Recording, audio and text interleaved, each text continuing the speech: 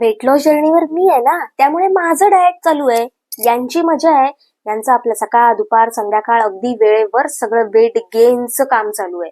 सुप्रभात, day 8 of my weight loss journey. तर आजच्या दिवसाची सुरुवात होते आपल्या सकाळच्या कामाने. मस्तपैकी सकाळची कामं आवरून घेतली आणि मेडिटेशन केलं. हो, रांगोळी काढणं म्हणजे एक प्रकारचं मेडिटेशनच आहे. छान रांगोळी काढायचं, त्यामध्ये रंग भरायचा आणि डोळ्यांना सुखद असा अनुभव घ्यायचा.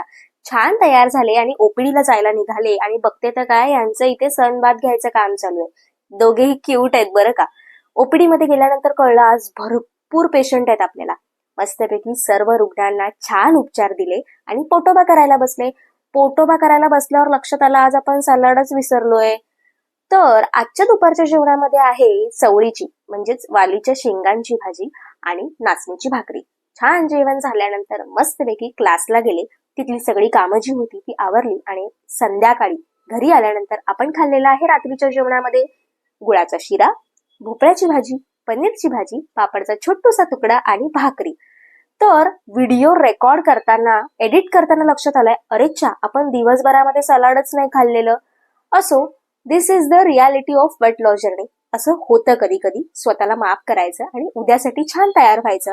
तर असा होता आजचा माझा दिवस. भेटूया उद्याच्या व्हिडिओमध्ये.